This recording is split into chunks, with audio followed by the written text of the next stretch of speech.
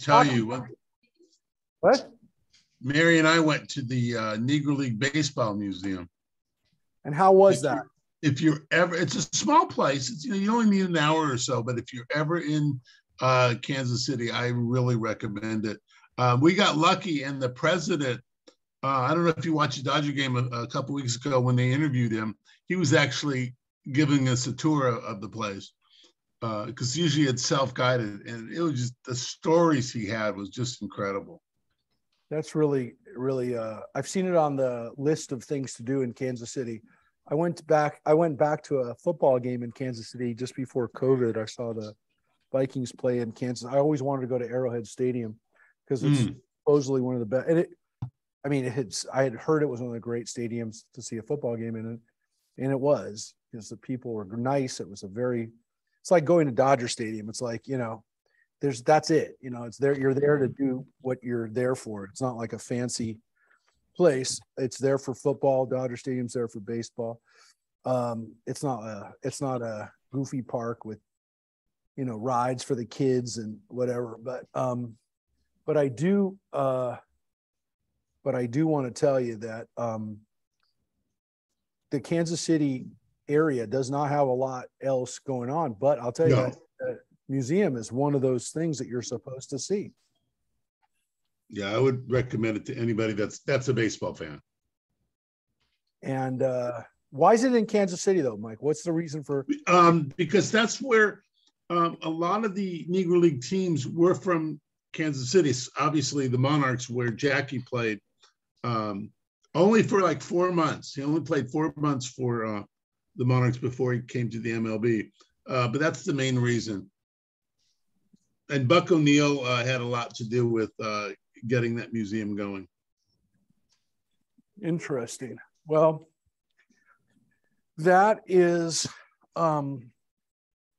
it's a good thing that they have it there, because, as I said, there's not a whole lot else to see in Kansas City. No, we were there for an hour and a half and left. What, Mike? We were there an hour and a half and we left. Yeah, I went to downtown Kansas City when I went to the football game, just because I had some more time to see stuff. And I went to the electric, whatever they call it, the electric center, and the electric, I forget what they call it. It was where the power station was or something. Maybe it's the power. Anyways, but they have a lot of restaurants and bars and stuff, but not a whole lot. Anyways, that is Kansas City travel trip advisor. Not a high recommendation, I guess. Sorry, people of Kansas City. I don't know. That was Mike's and mine. I wasn't just me. Anyways. No, it's not like going to Detroit. That was for Joanne. Detroit has it. And what are you talking about? It's also for Joyce. What are you talking about? It's not just Joanne. It's born and raised in David and Cheryl. We're all Michiganders.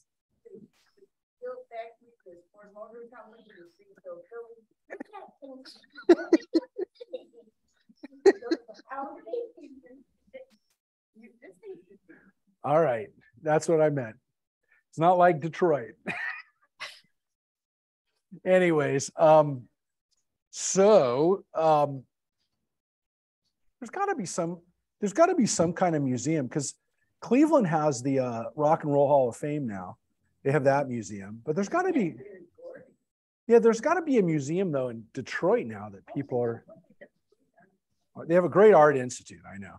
But they have to, that's, I guess, the Art Institute. Anyways, I know they have some. So, I know that. Yes. Yeah. Joanne lived there much more recently than you, Joyce. So she's very, Joyce knows. Greenfield Village. Yes. There you go. All right. So, and they all have a Jewish history, which is actually something that I'm working on, is a project to do a documentary series about the Jewish communities around the country for JLTV. So we'll definitely do Detroit. I don't know that we'll do Kansas City. I know. Detroit will be on the list. I know. You knew of Rabbi Adler, Morris Adler. Yep. No, there's things, Cleveland, every one of those Jewish communities. Yeah. Chicago might, yeah.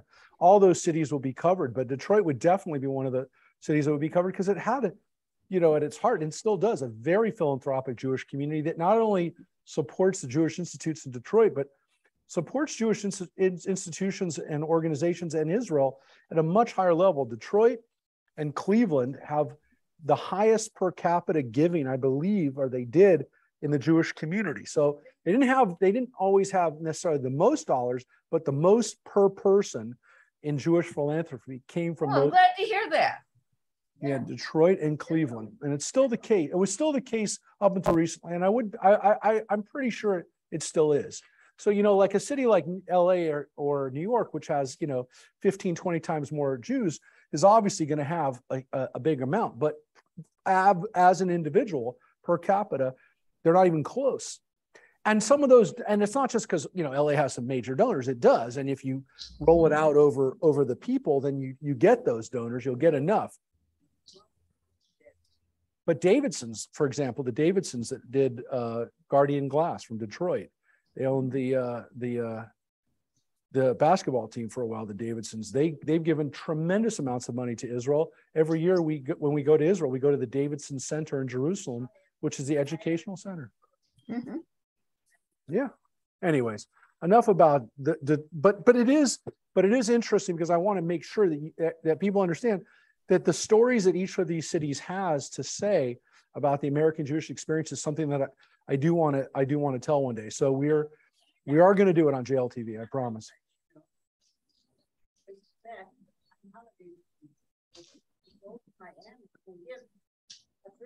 I know.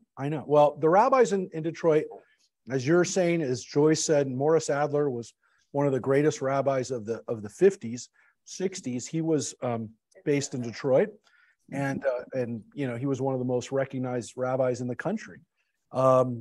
Literally, probably one of the 5 or 6 most recognized rabbis in that post-war period.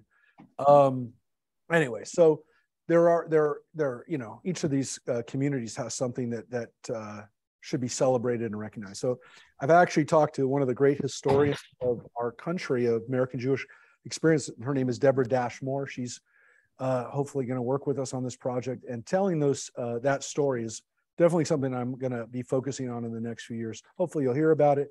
If it comes to fruition, it'll be a big project, and maybe even hopefully be seen wider than just on our network. But I will tell you that every city in America, every major metropolitan area has been enriched, and don't just mean financially, but every single city in America, if you look at the art museums, if you look at the opera, and all the civic and cultural centers in those cities, the Jewish communities of those cities have been at the center of all of those for years. And so that's a story that needs to be told. It needs to be celebrated, and it needs to be, again, for the next generations of American Jews. They need to understand too that they have a tradition to uphold, a legacy to support Jewish causes, to support Israel, and to support their communities. And the country is counting on us to continue to do that. We're already live, we're already streaming, and I don't want to get into any politics or anything right now, because yesterday I did speak a little bit before we were online about what happened yesterday in the news, story that was in the LA Times. Again, I don't want to get into it now because we are on Facebook, and we're not just in the confines of our classroom, of our group, but there's nothing new to report. That's all I'm going to say right now about it. So if people have questions, you know, ask offline about it. But there's as of Wednesday at 7 o'clock, there is not anything to add to what we talked about yesterday. And if I'm being cryptic, it's again because we're on Facebook too, and I don't want to get into anything that I have to explain or again, focus on the Torah tonight and where we left off, which was telling the story of the first Passover and of when we left. And the fact that our first Passover was celebrated in Egypt. And so I like to remind people when we celebrate Passover every year that you have a holiday on the Jewish calendar, and arguably one of the most celebrated holidays in the Jewish calendar, that didn't start in the land of Israel. It's not connected. Well, there is a natural component to it, which is it was a harvest time. But the historical events that surround Passover did not happen in the land of Israel. They happened outside of Israel, if you think about it. And that's not the only holiday like that. Of course, Purim took place in the land of Iran and Persia. And so there are other holidays that take place outside of Israel. But what's interesting is that Passover, which is so important and is essentially, again, a sacrifice, a meal, rituals, all of the things that go into it, the matzah, all of it first took place outside of the land of Israel. And I guess it kind of tells you that the Jewish people recognized that their God, which was the God they believe for everybody, doesn't just operate in their homeland. And that's, we kind of take it for granted today that that's the case. But in the ancient world, that would have been virtually unheard of. For people to celebrate a holiday that didn't take place in their country wouldn't have made sense. Almost every holiday that people celebrated, even if there was a natural component to it, it was celebrated around a locale. I mean, of course, everything eventually gets celebrated in Jerusalem as well, as we know, in the land of Israel by the Israelites, but not Passover in its first incarnation when it was celebrated in Egypt, not through most of our history where we ate a meal for Passover. And so for a culture, in the ancient world, for somebody to have a holiday that isn't based on a place, on a certain thing that happened in that land, it was virtually unknown. I mean, we don't have anything like that, where people celebrate a holiday that didn't take place in the place where the people are celebrating it 5 years later, 100 years later, 500 years later. That's just unheard of. And so this holiday was celebrated first outside of the land of Israel, then, of course, celebrated for a long time by the Israelites in Israel, and then for the last couple thousand years, mostly by people living outside the land of Israel, taking this holiday with them. But the first Passover was an event. It was one night, the night that we left Egypt, the night before we leave Egypt, if you will. So again, the last plague is the night of Passover.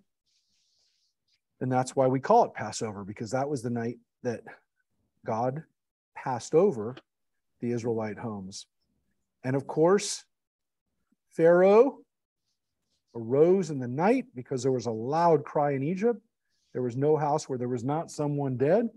And he summoned Moses and Aaron in the night and said, "Up, depart from among my people. You and the Israelites with you, go worship Adonai as you said. Take also your flocks and your herds as you said, and be gone. And may you bring a blessing upon me also." And so he says to them as they leave, maybe as you leave, can you put in a good word for me? So Pharaoh, as much as he wants them gone, as much as he, is scared and is upset and frustrated and everything else, he's also, to some extent here, holding out hope that things will change now that he's let them go. That maybe he can get something out of this, which is a change in what's happened to him, to his fortune. And the Egyptians also urged the people on, impatient to have them leave the country, where they said, "We shall all be dead." And so it says the Egyptians also wanted us out. They are afraid. And here it says, "And the people took their dough before it was leavened, their kneading bowls wrapped in their cloaks and upon their shoulders." That is the unleavened bread.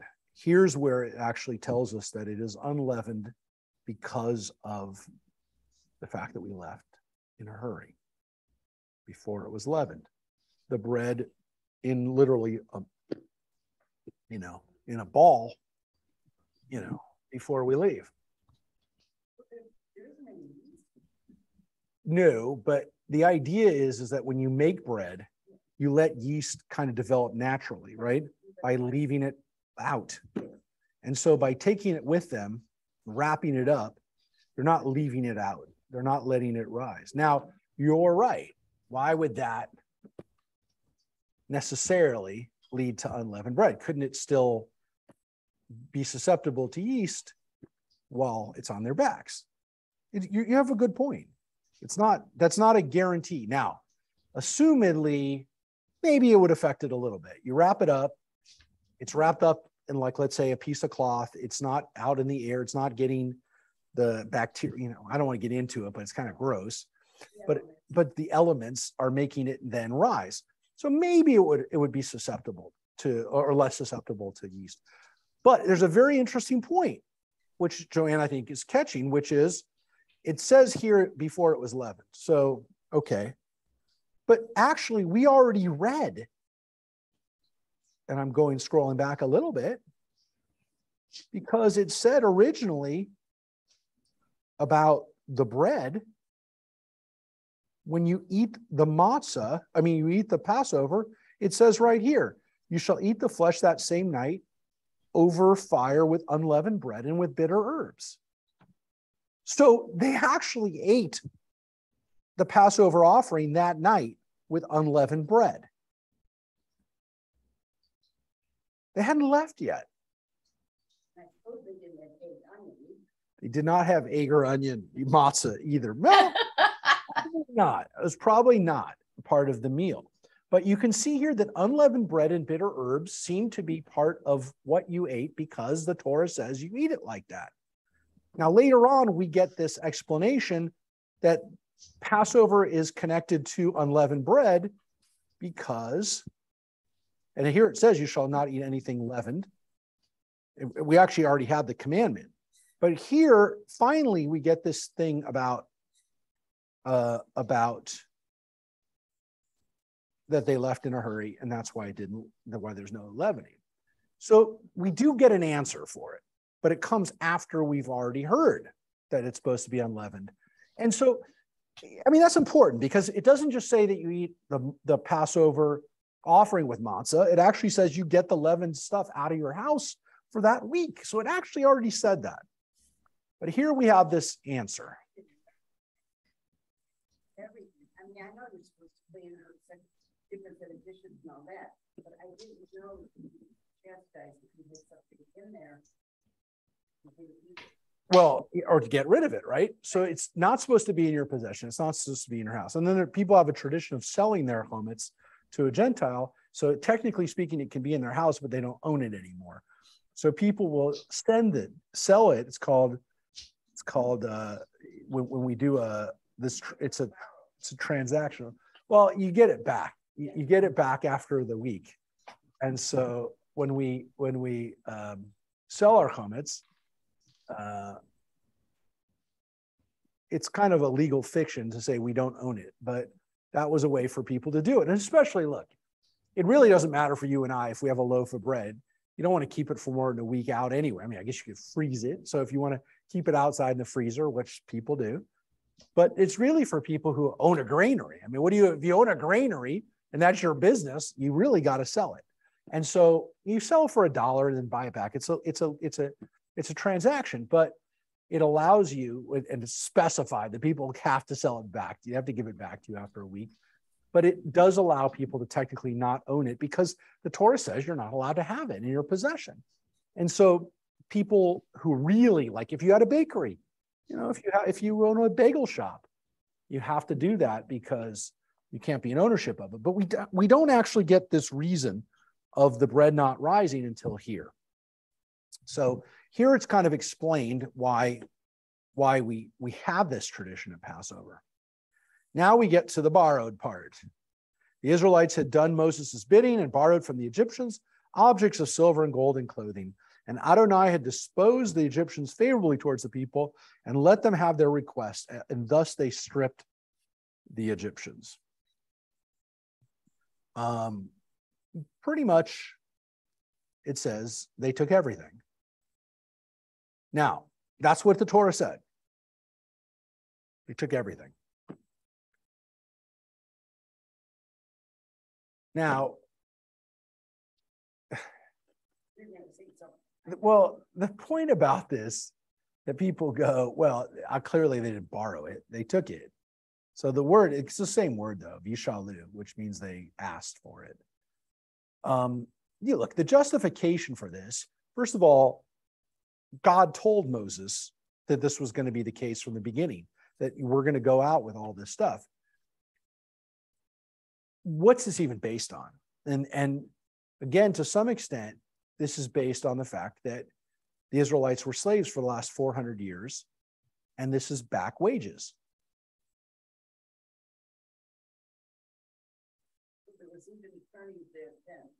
Yes, attorneys and were these reparations. Well, these were immediate reparations. And again, I don't want to get into a political discussion about reparations in this country, but I will tell you this. These are reparations that happen immediately after the situation, which is the Egyptians literally had slaves a few months before, a year before, and now these same slaves are leaving. Now, that's a different situation than necessarily paying people 150 years later. Now, that's why, when you open this up, then the question is, well, then the Torah says you should pay reparations. I don't know that it's exactly the same situation. I mean, well, I shouldn't say I don't know. In my opinion, it's not exactly the same situation. That reparations to the descendants of slaves in this country is not necessarily the same. Though I do believe that we have been paying to some extent reparations through through quotas and through affirmative action for at least the last 40 or 50 years.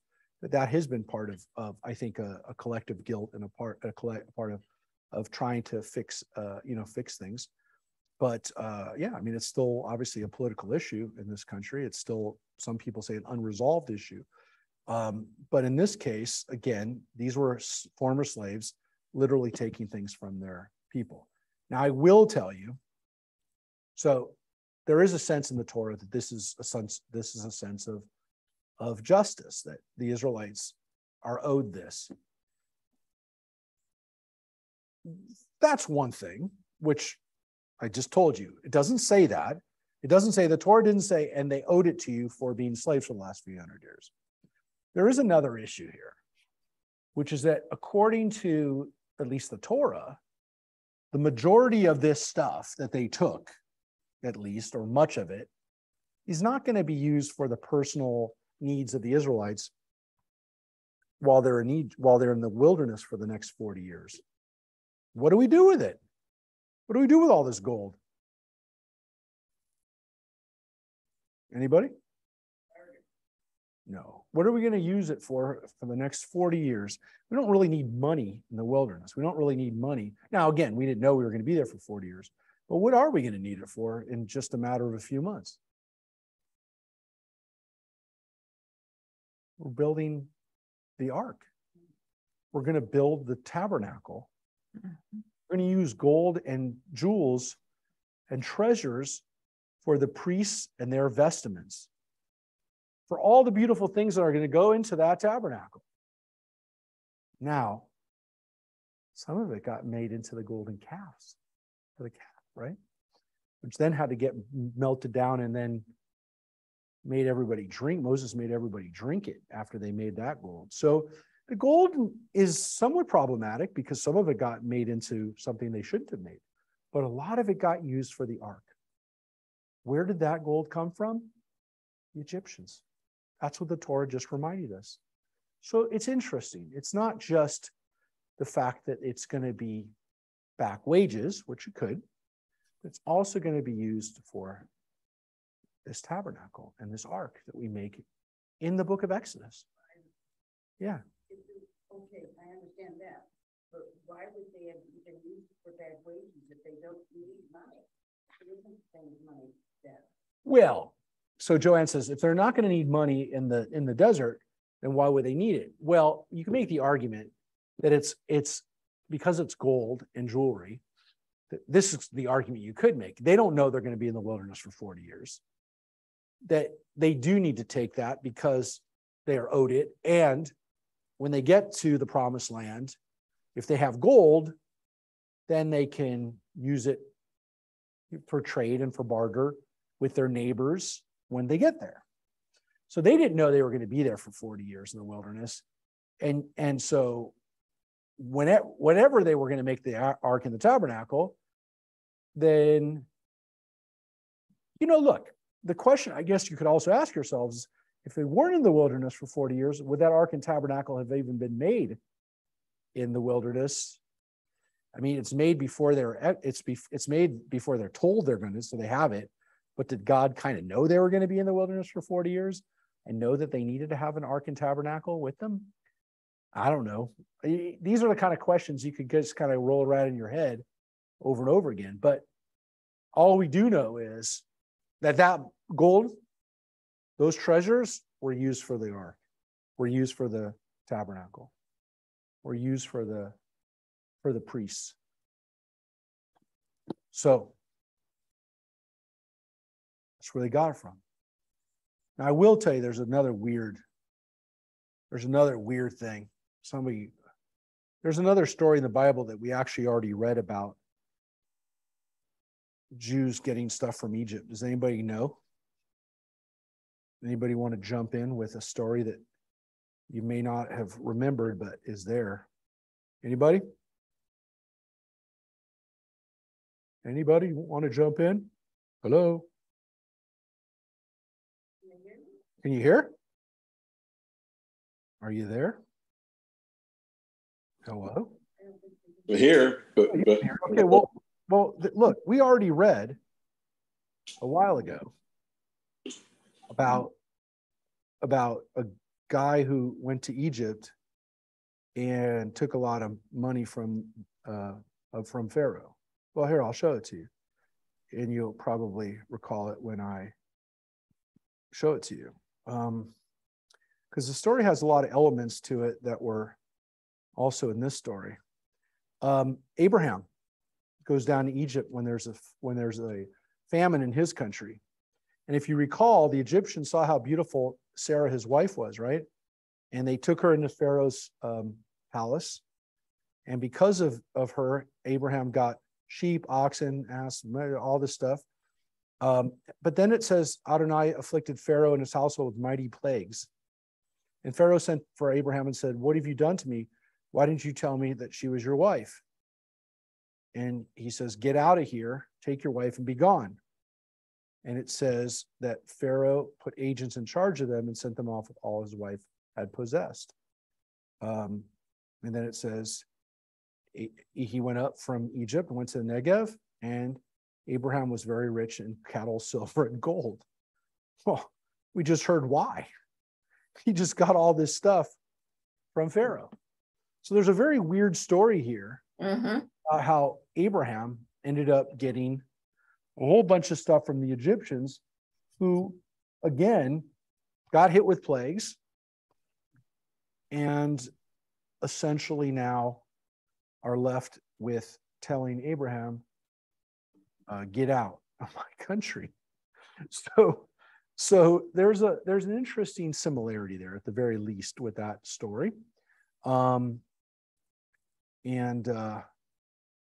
Let's go back to Exodus. That was, by the way, Genesis chapter 12, and this is Exodus chapter 12. And so the Israelites now journey from Ramses to Sukkot, about 600,000 fighting men on foot, aside from non-combatants. Interesting, by the way, that it focuses on soldiers, 600,000 men who are of fighting age, by the way, which is why it wasn't 6,000 people that left Egypt according to the Torah, but 600,000 men, which would wind up being millions of people. Because the 600,000 men would be essentially from about 20 to 60 or 20 to 50 based on the way the Torah calculates the age when people can be conscripted. So this is a lot of people. So they go from Ramses to Sukkot. Again, Sukkot is like the word we have in Hebrew for the holiday of Sukkot, of Sukkot. It means shelter, right? Shelter. And of course, Ramses is the name of one of the pharaohs. Was it the name of this pharaoh? We don't know. But it's one of the reasons why we think it was one of the Ramseses, is because there was a city named after this pharaoh, and it's mentioned here. But some people actually said, let's read it, that they came from Ramses, from in front of Ramses, not the city of Ramses. But we already know that Pithom and Ramses are cities because the Israelites helped build those cities. So here we're not necessarily in the place that the Bible also mentions this as one of the places that we're in Goshen in Egypt. Here it actually says we started out from Egypt, from Ramses, it's not that area of Goshen. Ramses is closer to the Nile, it's closer to the Egyptian heartland, if you will. Goshen would have been maybe closer to modern day Israel. And here's what's interesting about not only that there are adult fighting men that come, but take a look at this. Vigam Erev Rav. That's what it says, Erev Rav, which is a mixed multitude. A mixed multitude, an Erev Rav. And this is a similar word, again, to the word arov as one of the plagues, which he said means like a swarm. A mixed multitude is an interesting translation, which is similar to what the King James. I'm not going to ask Mary to give us the King James. I don't know if she might have it in front of her, but mixed multitude. I do. Compliments of Gideon's. Okay, thank you, Gideon. It's the Gideon. So what does the Gideon have in verse 38? Mixed multitude. Yeah, and the reason why King James and why the English translations like that is because it's a alliterative word like the word Erev Rav. It really means a large swarm of people. But there is this sense that we have in the Torah is that they are not just Israelites. So the idea that there were other people who went up with us when we left Egypt is an interesting concept because we don't think about it a lot. We don't talk about it a lot. When we talk about the exodus of the Jewish people, we formulate this kind of like our story, which is that we left as a people. It's how we became Israelites. We're tribes. This version of it, at least, or this author, or however you want to look at it, this telling of it doesn't seem like it's really a very orderly and very defined group of people. A mixed multitude by itself, like without any description, seems to imply that like it's just a mass of people, mixed people of all backgrounds. And so there is this possibility that there were not just Israelites that left. This is an important idea. It's one that you see sometimes in the movies. It's something that, like even when I think about DeMille's 10 Commandments, he made a point of actually showing different ethnicities leaving with Moses when he left Egypt, as again, following this tradition that it wasn't just Israelites. So he had some African-looking people that came out with it. Look, there's an interesting idea, which is maybe the Israelites really, at this point, got people that, to some extent, the Exodus was also made up of Egyptians and people who lived there that were sick and tired of living in Egypt. They were done living under a Pharaoh who denies God, who denies reality, they're just sick and tired of living with that kind of craziness. And so they say, let's get out of here. And they also could have said, I don't know what we're doing here in Egypt, because what we're doing here, we might be very rich, we might be very successful, but it doesn't seem like we have any sense of morality. We don't have any sense of justice.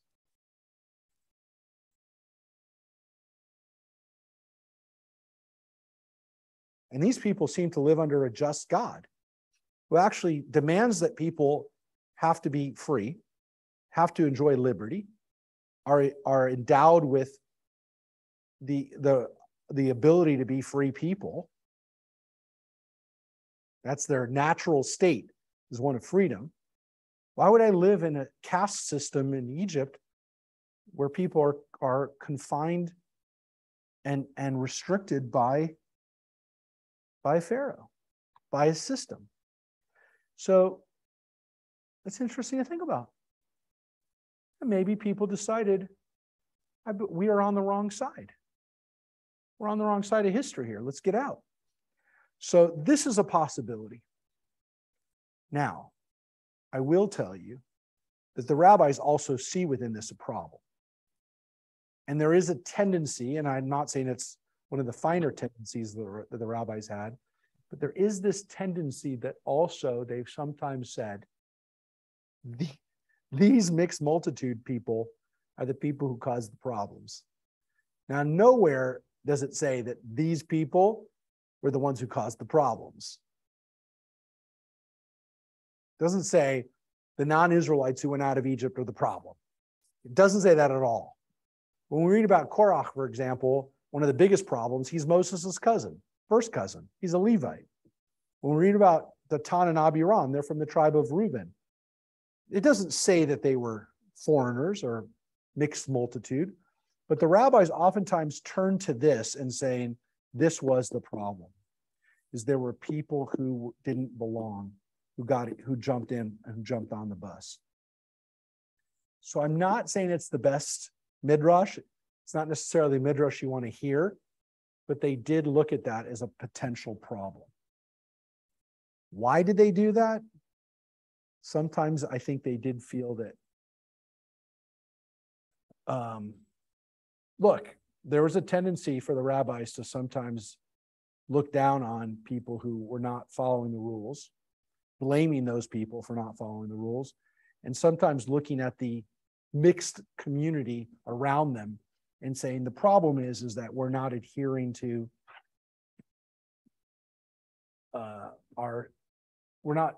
we're mixing outside and we're not living true to our unique ways. Now you're going to say to me, but Rabbi Mark, isn't intermarriage a new phenomenon?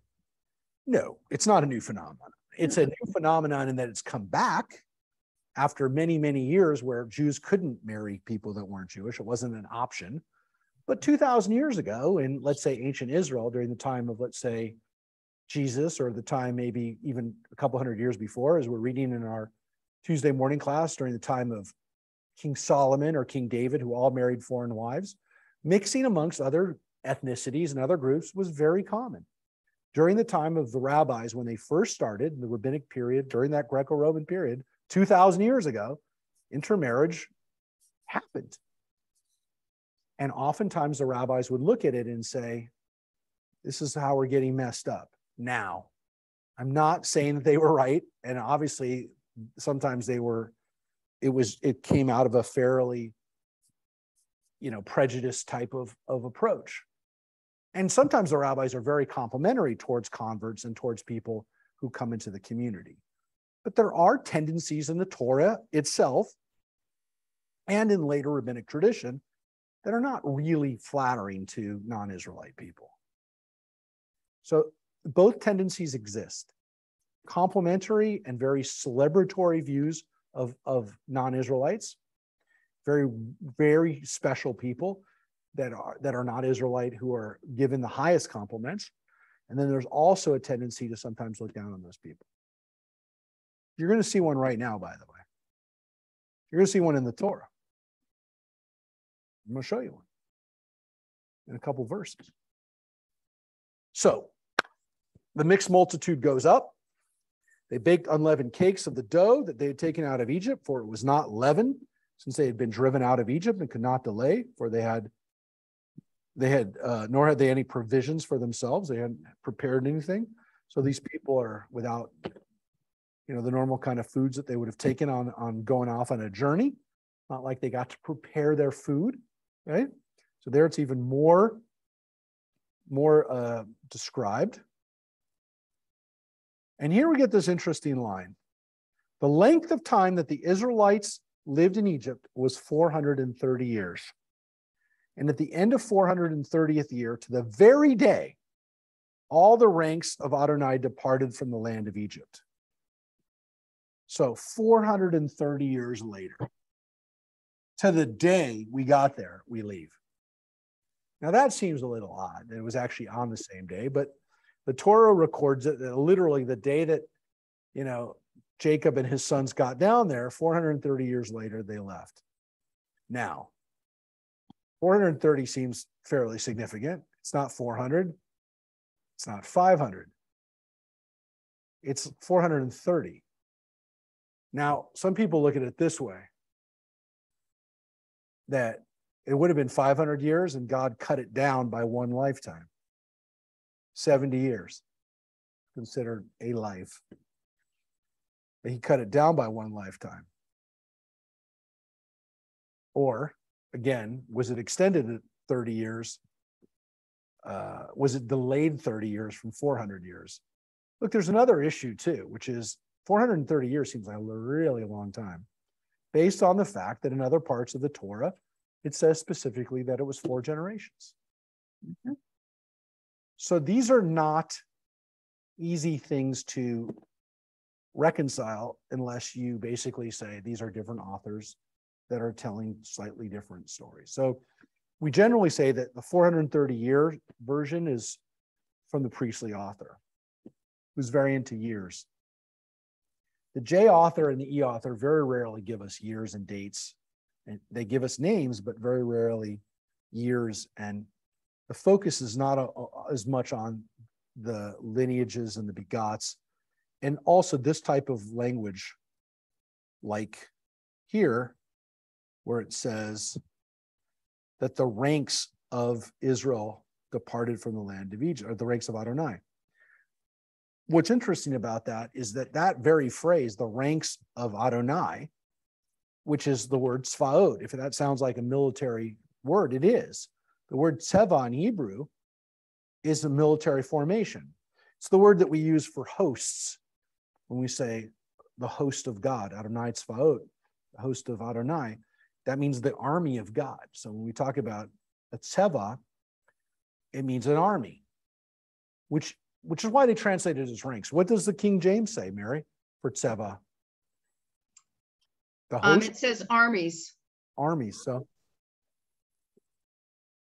now you could say, well, if you follow the word tzeva as army, that this is like the army of God, that's the Israelites. But, and by the way, Israel's army is called, Israel's army, the Israel Defense Forces, are called Sahal, right? Which is Tzeva Haganah LeYisrael. It's the army of the defense of Israel.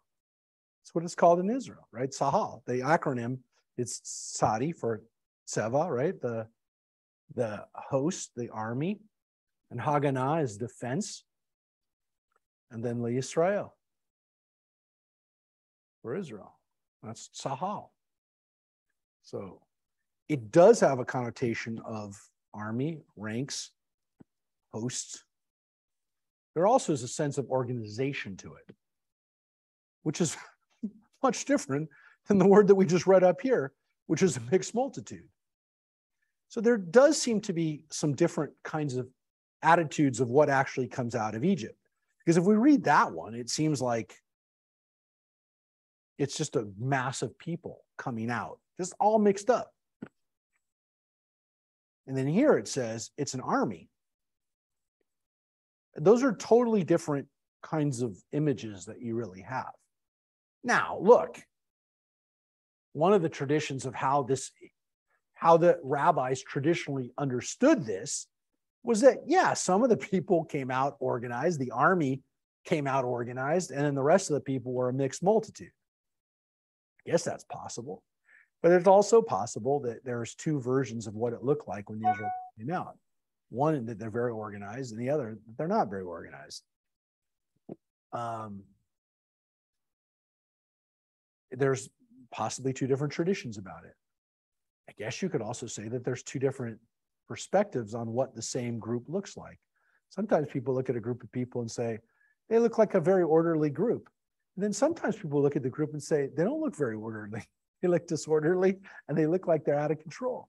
So there's there's two different ways sometimes of looking at things. And I guess it looks at your vantage point. I guess it depends on where you are at the moment.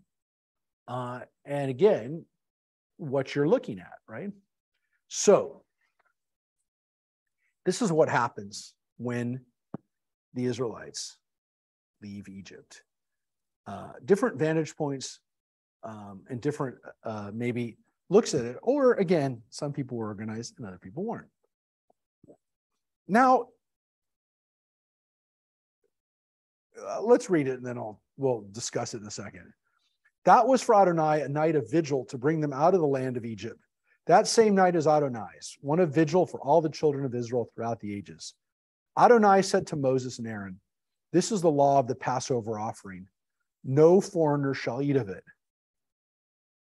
Well, actually, let's just pause right there. Remember how I told you that sometimes the Torah seems a little exclusionary? Mm-hmm. Be an example of it. The fact that Passover, yeah, it's a meal, but if you're not an Israelite, you don't eat it. Not allowed to.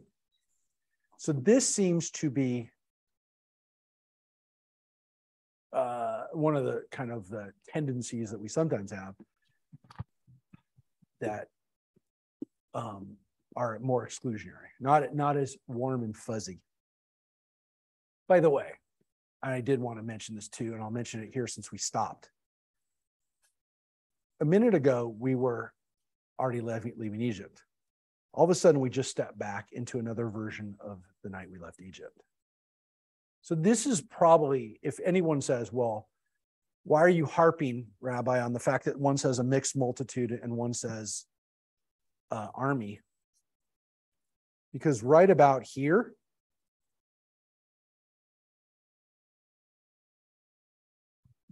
there seems to be a change in authorship right here.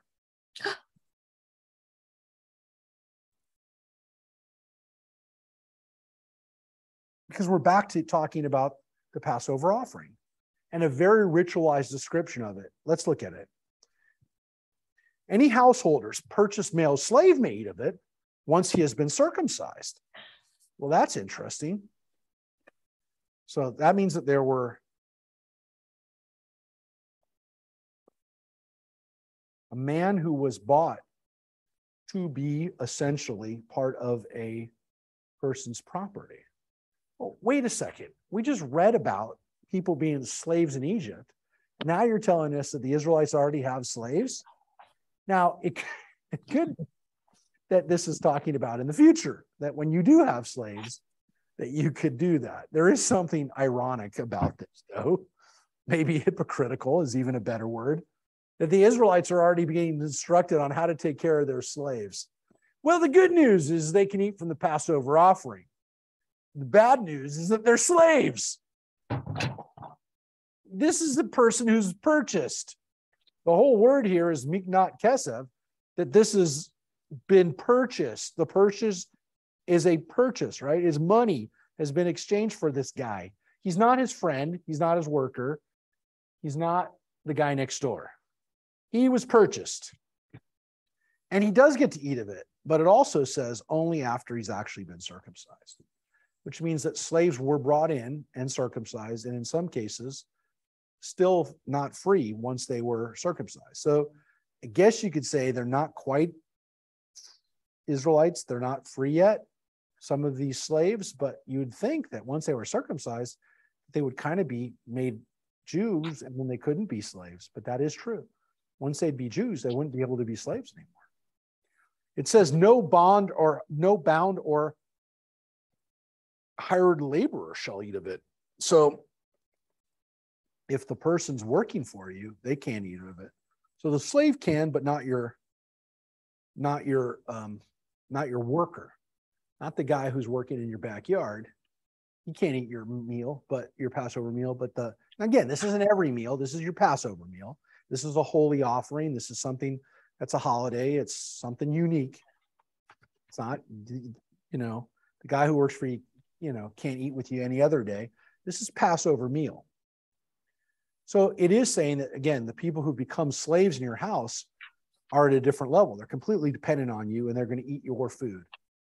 But the person who works for you that you're paying for, that you normally you don't have to feed, or he's not eating at your house that night. He's going back to his house. He's not eating your Passover meal. It shall be in one house, right? You shall not take any of the flesh outside in the house, nor break any bone of it. So you're not giving the guy leftovers. You're not having some friend come over and say, hey, have a little bit of my Passover and go home with it. Nope. The whole community of Israel shall offer it. If a male stranger who dwells with you would offer the Passover to Adonai, all his males must be circumcised. Then he shall be admitted to offer it. He shall then be as a citizen of the country. But no uncircumcised man may eat of it. I'll read you the next line. There shall be one law for the citizen and the stranger who dwells among you. And then it says, and the Israelites did so as Adonai had commanded Moses and Aaron, so they did. So as much as this does seem to be about the time of the future, there is this also understanding that at the moment they did this. They did it in Egypt. So it does seem like we've kind of regressed back to this description of the Passover meal, at least according to this version of it. Which again, if it was written by the priest, you can understand why the priest is so concerned that the person who does it, the person who eats it, the person who's in the house, the people, all those people have to have been in a certain sense purified, holy, circumcised, all the kinds of things that priests would be caring about. That's what priests did. They cared about those kind of things. But this wonderful law, there shall be one law for the citizen and for the stranger who dwells among you. This is a very important concept in the Torah. This is the first time we get it, and we get it even before we're in the land of Israel. There is one law for everyone, whether they are officially a citizen in your country, whether they're visiting, whether they're a ger, or they're an Ezrach, whether they're a citizen with you. One law. You can't have a separate law for those people, which on one hand protects you, and on the other hand protects them. Because you're not going to take advantage of people. You can't take advantage of people, according to the Torah, who aren't living, who aren't permanent citizens in your country. You're still protected by the laws. On the other hand, people who come here and who are not citizens can't take advantage of you also. That's what this says. Very important. It goes both ways. Right? Torah achat. That's one law, one Torah. That's a very important concept in Judaism. It exists in Israel today to some extent. We try to assert that belief in this country as well. We try. I mean, tell people can't get away with things if they're can't claim, well, I'm not a citizen of the country, so I can commit a crime or I can do these things and not be held accountable. So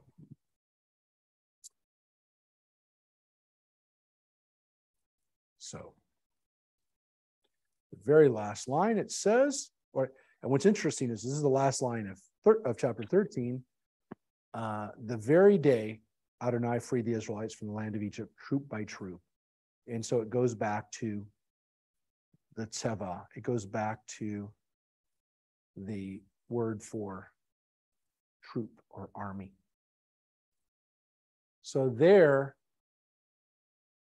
it seems to go back to this thing we already read, which is the Israelites' journey from Ramses to Sukkot. So there seems to be, again, slightly different, but not radically different versions of the story. Okay? But it's not over, actually, because there's another little piece that's added to this, too. But this piece is actually is actually, it's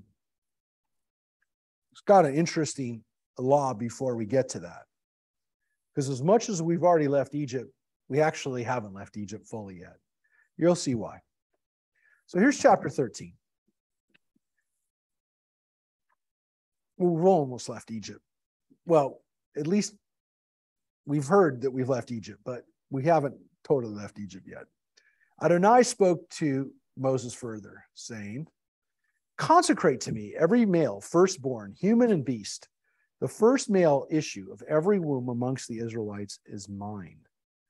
And Moses said to the people, remember this day on which you went free from Egypt, the house of bondage, and freed you from it with a mighty hand.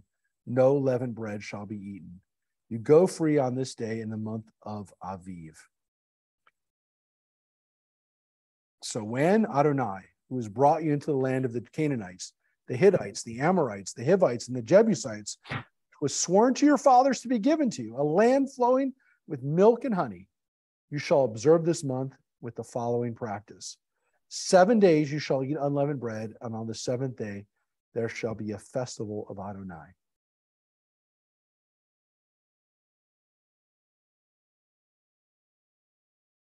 Throughout the 7 days, unleavened bread shall be eaten. No unleavened bread shall be found with you, and no leaven shall be found in all of your territory. And you shall explain to your child on that day, it is because of what Adonai did for me when I went free from Egypt. Let's just read that part. Let's just talk about that part first. So here we go back to the holiday of unleavened bread. It says specifically right here, you went free in the month of Aviv, that God will bring you into the land of Israel. Again, the land of the Canaanites, the Hittites, the Canaanite peoples who are living there now. Here we have a land flowing with milk and honey. Right there. And it says, when you get there, you will have this holiday. Now, interestingly now, this version of the way it's taught does not say anything about the sacrifice.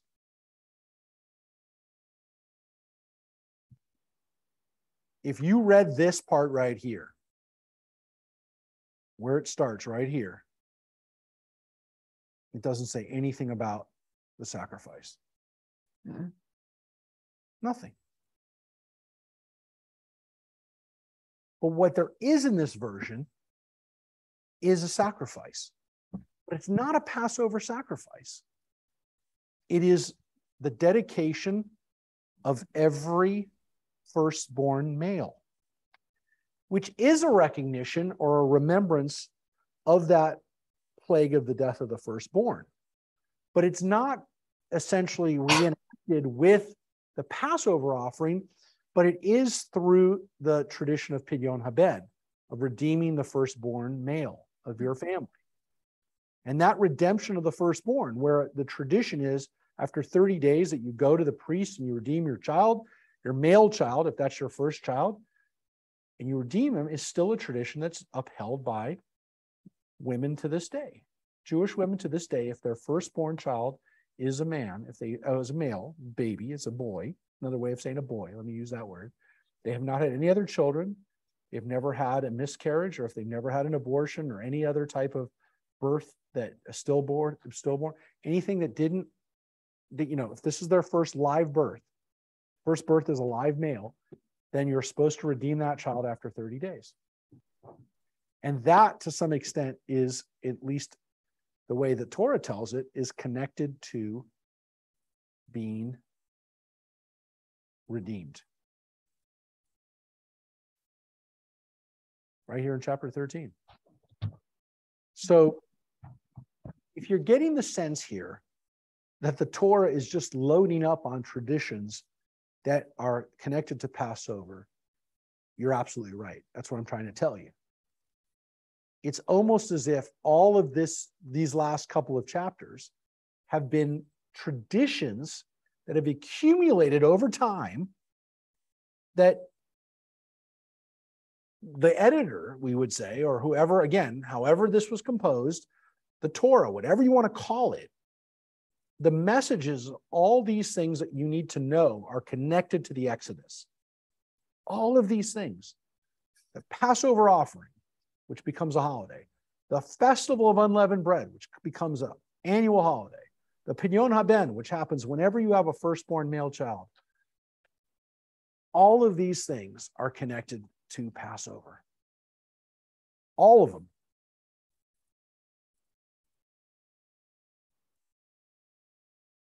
And of course, this phrase we've already seen one other time so far in the book of Exodus. When your child will say to you, why? Oh, actually, in this place, it just says, and you shall explain to your child that day that he got a talamin. This is again the tradition of why we have the 4 children at Passover, the 4 sons, because it says you shall explain to your child on that day 4 different times. So it says it in Exodus, and then it'll also say it again later on in Deuteronomy. You shall explain it to your child, because it says 4 times that he got it. That's how we get the midrash of the 4 children that we tell at Passover. Now, here's another thing it says. And this shall serve you as a sign on your hand and a reminder on your forehead, and in order that the teaching of Adonai may be in your mouth, that with a mighty hand Adonai freed you from Egypt, which, Mike, you just told us today that you had tefillin wrapped around you. Correct? Mike, are you there? He did. Mike, are you watching He's baseball game right now? no, he's right here. So Mike put on tefillin today. I did. An interesting thing here is that based on what we just read, that is also connected. The Passover?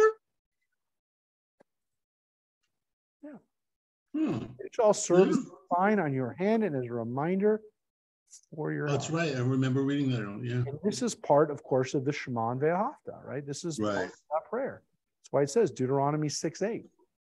But it says here in Exodus that when we put on tefillin, we're actually supposed to be thinking of leaving Egypt. That's exactly what I was thinking of. But look at this.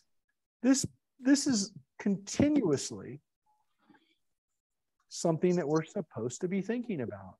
And that's why over and over again, literally dozens of times in the Torah, it talks about God bringing us out. Now you're wondering, what is that connected to tefillin, right? To the things we wrap on ourselves. Well, it says right here that God freed you with a mighty hand. B'yad chazakah. With a mighty hand, with a mighty hand. Well, if you wrap tefillin on your hand, you're thinking about God's mighty hand taking you out of Egypt. And it's a mitzvah to leave tefillin. But here's why. Because you're remembering also the Exodus. You do it because the Torah says it shall be a sign on your hand. But here's what it says. It shall serve as a sign.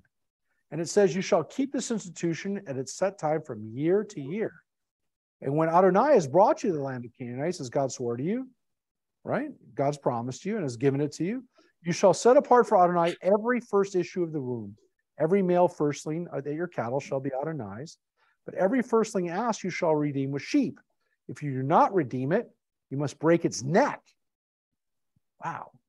Ooh. Pretty serious thing if you forgot to redeem it. And you must redeem every male firstborn among your child. So again, we just read this right here. We read it right here. Consecrate every firstborn thing. It says that right there. Every male firstborn thing. Every male firstborn thing. And here it says it again. Every firstborn thing should be set aside.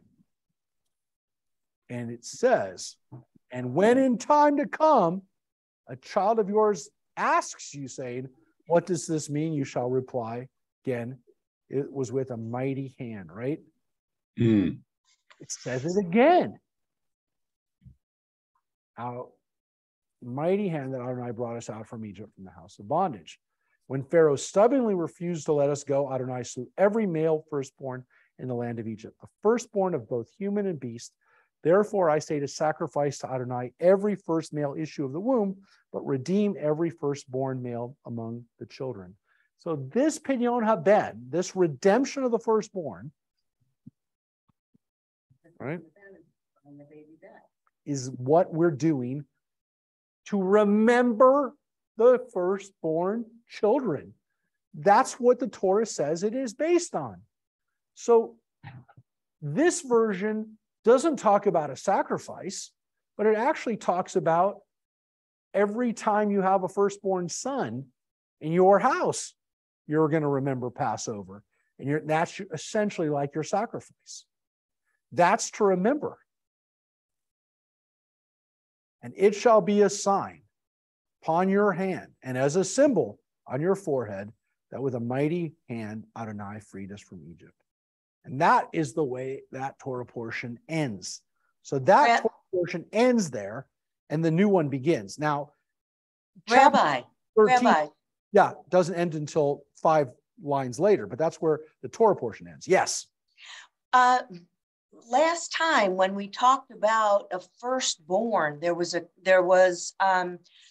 question about whether it really was firstborn males, yep, or could it possibly be females as well? Yep. But this clearly makes it sound like it is firstborn male. Correct. So this is now,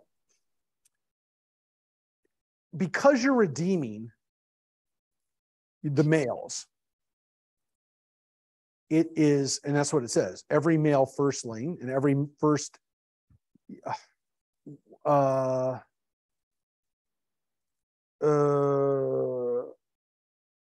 here it says every issue of the womb, every first issue of the womb. Here it says every male firstborn among your children.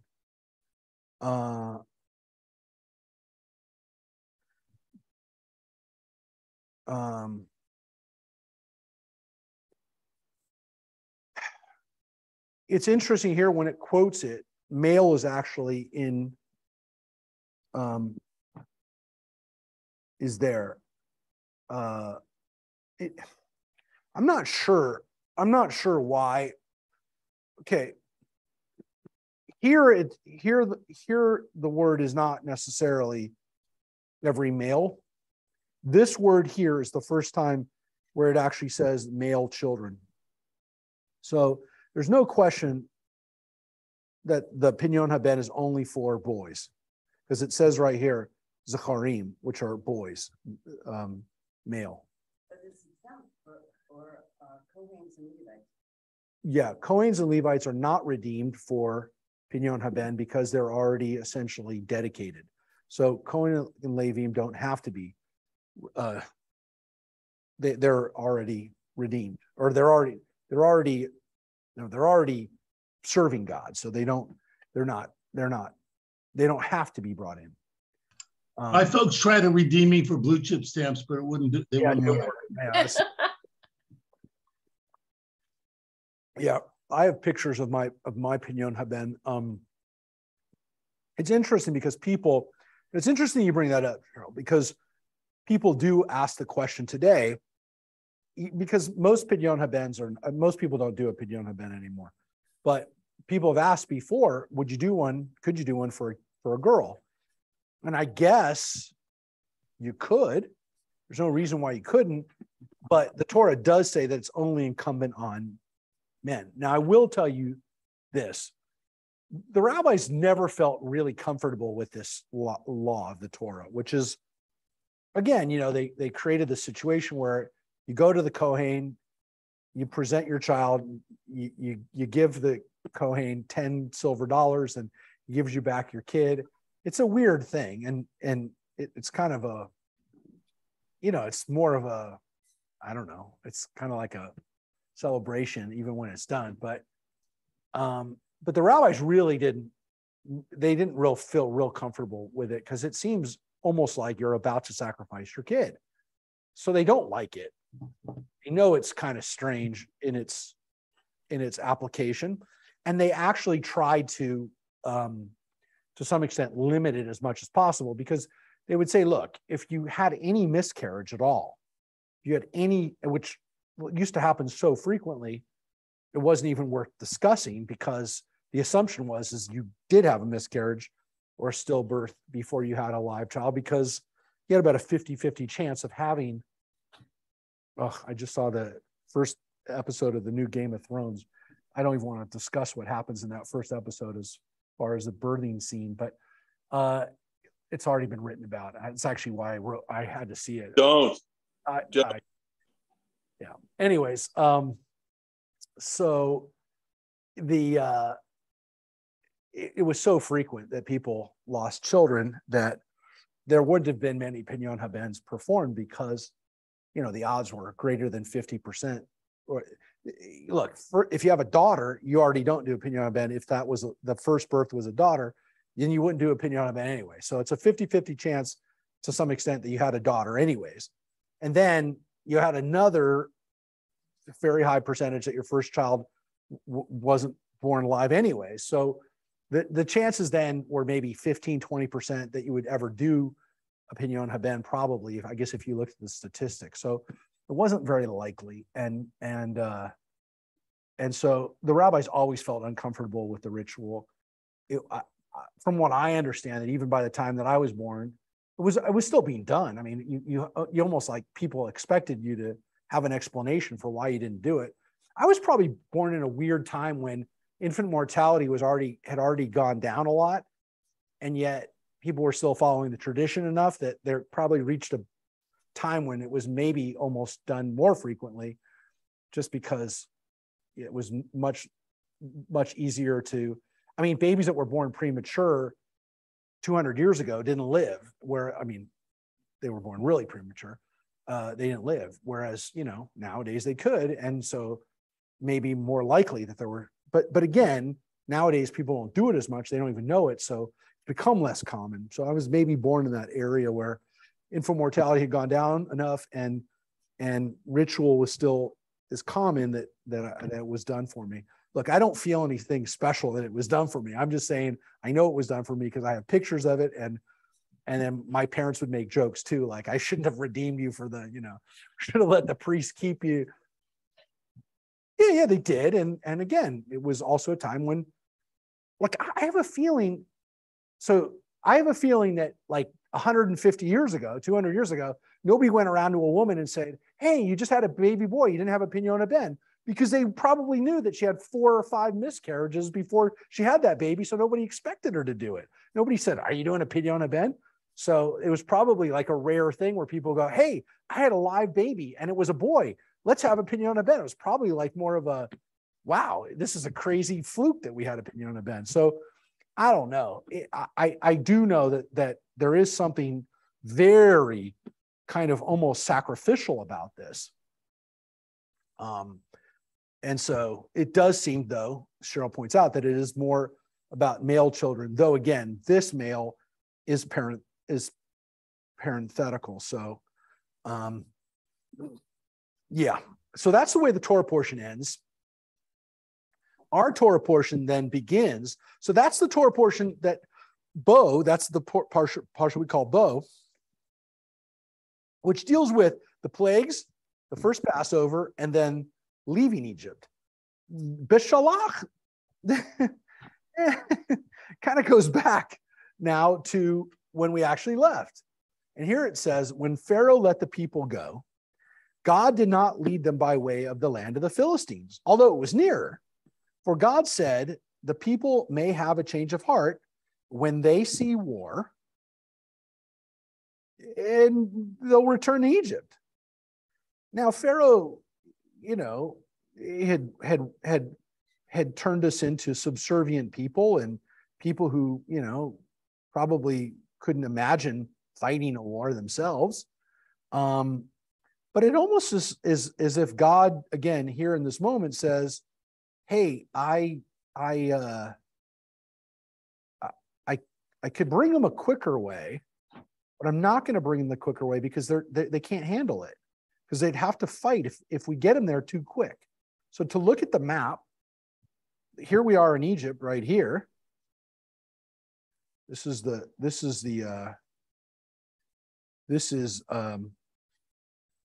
This is right here, the Suez Canal, right? And over here is the Nile. So we're living here like somewhere around here. We're in this area probably. Goshen, you know. Right here is the modern city of Cairo, the Nile.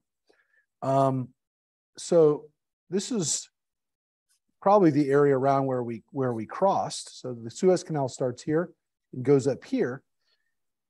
God says, I don't want to bring them this route that will go along the Mediterranean.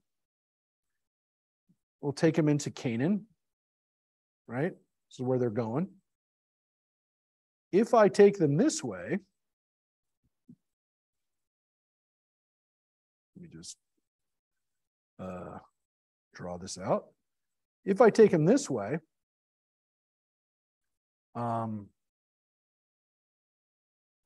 then I will, if I take them through here, whoa, I got to take that then off. If I take them this way, it's much quicker. But if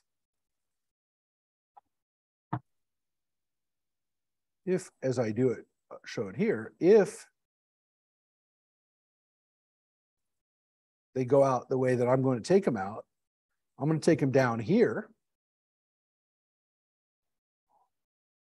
then up here. It's going to take a whole lot more time, and they will have a chance to acclimate to freedom. I guess we get into a theological question, which is, did God make a mistake? Because as much as we're not ready now, we're not going to be ready a few months later either.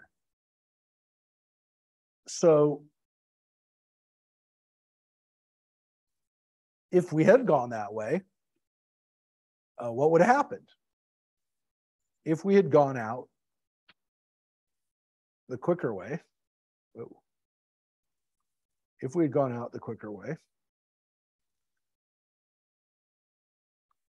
would we have been better off? Well, I guess it doesn't really matter. We didn't. But if we'd gone that way instead of this way, we wouldn't have been at Mount Sinai to get the 10 Commandments. We wouldn't have been out here, you know, in this area for 40 years waiting to come in. And again, we seem to be caught in this place. You see the different places I was looking up. Herod's Tea Room, in Las Vegas. Anyways, when you look at the places that we go, in the end, God led the people a roundabout way. That's what it says. Away by the wilderness of the Sea of Reeds. And the Israelites went up armed. That's what it says. Again, back to this idea that they're a little bit like an army. Out of the land of Egypt. And Moses took with him the bones of Joseph, who had exacted an oath from Israel, saying, God will be sure to take notice of you, and then you shall carry up my bones with you. And then this is where we get this wonderful understanding that the people made a promise to Joseph during his lifetime that he would one day be able to be back in his home country to be buried with his parents and grandparents and great-grandfather Abraham. Now, he is not buried according to tradition with the rest of them in the cave of Machpelah, in the cave where everybody before that generation are buried. Though we're not sure where the other brothers are buried, they might have been buried there too. According to one tradition, all the other brothers were already buried in that cave.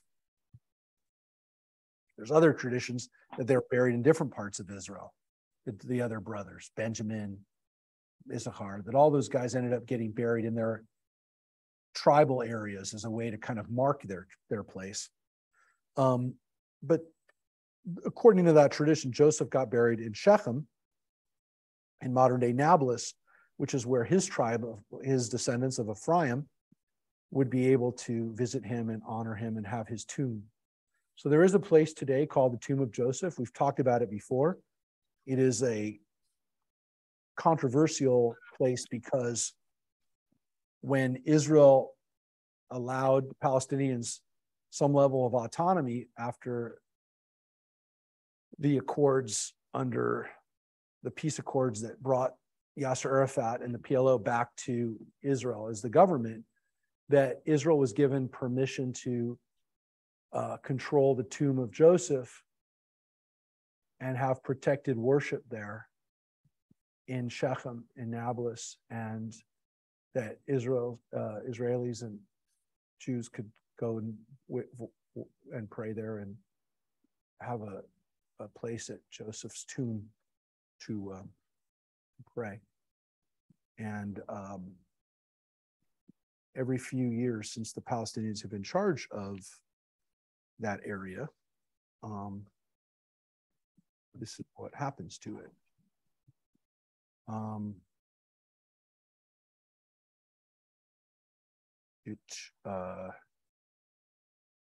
It gets destroyed, it gets burned. So this is what happened.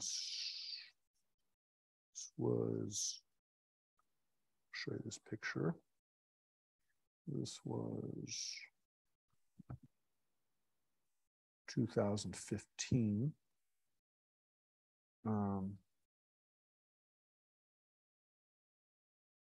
It's 2015. By the way, this is the BBC. This is not.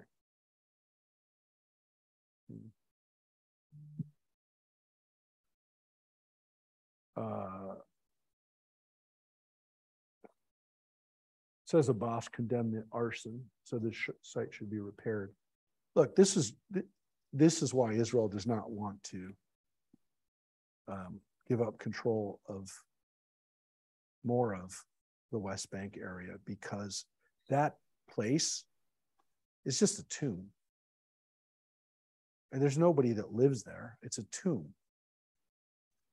And if you will, it was a fulfillment of a promise that we made to Joseph to bury him in the land of Israel. That's what we did 3,000 years ago, 3,200 years ago. Now, if that's what happens at a tomb, why would we put a situation where there'd be live people surrounded by Palestinians who would assumedly do the same thing? So, you know, look, if people ask me, why are you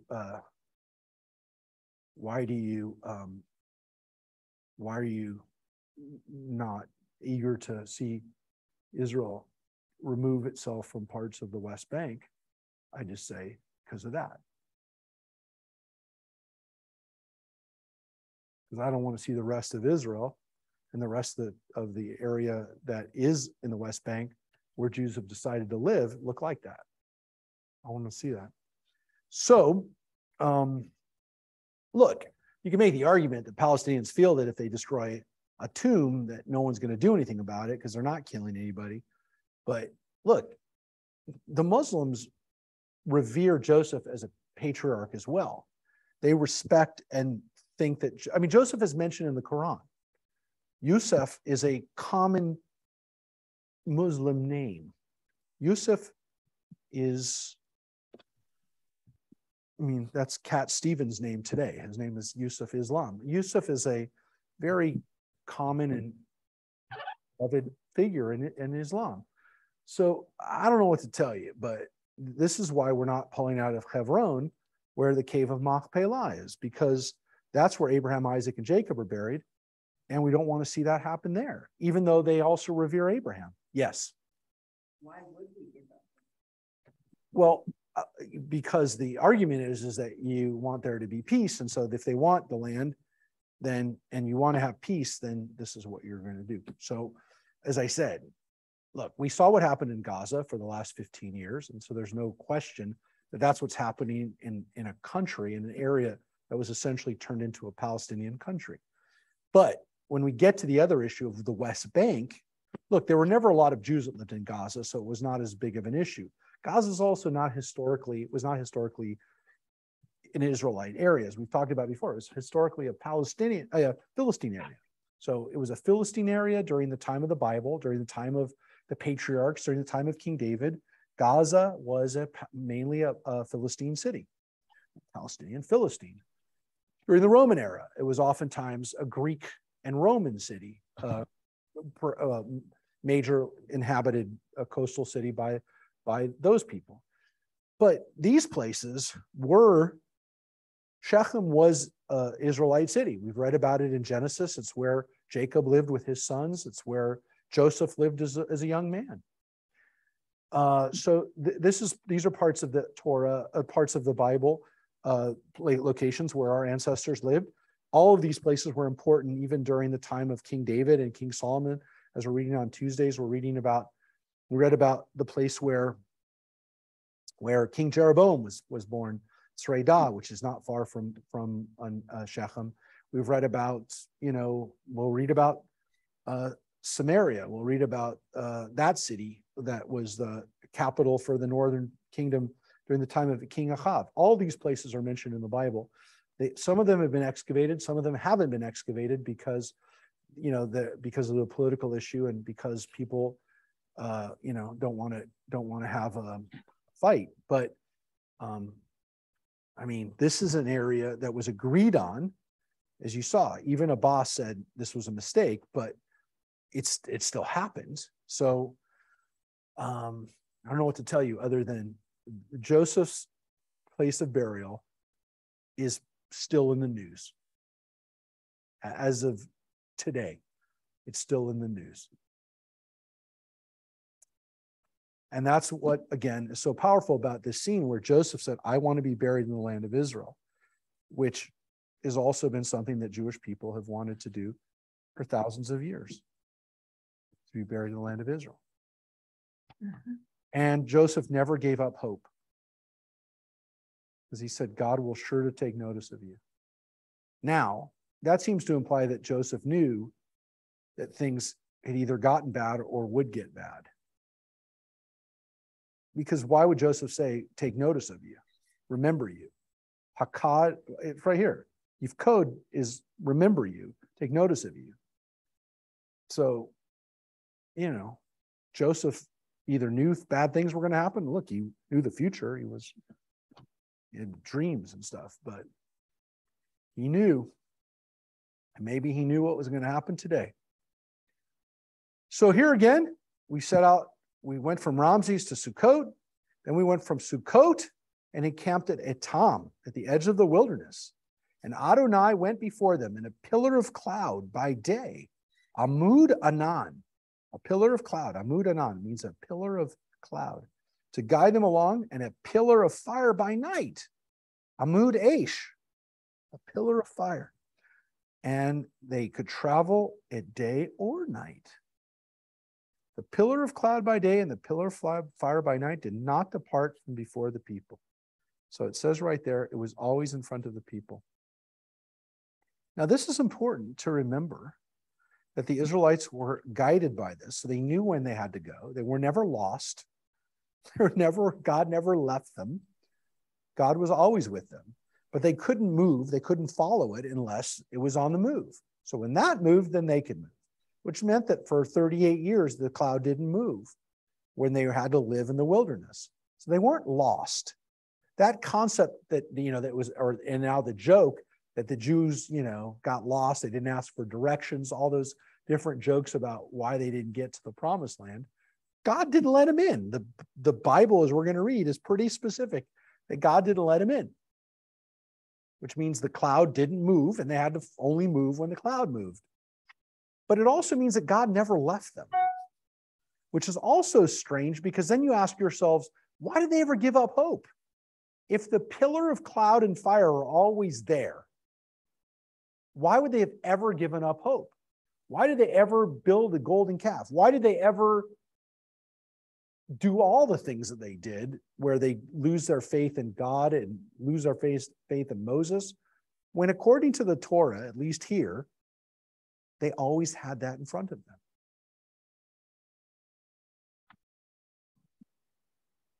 Which is an interesting question, right? It's an interesting thing to think about.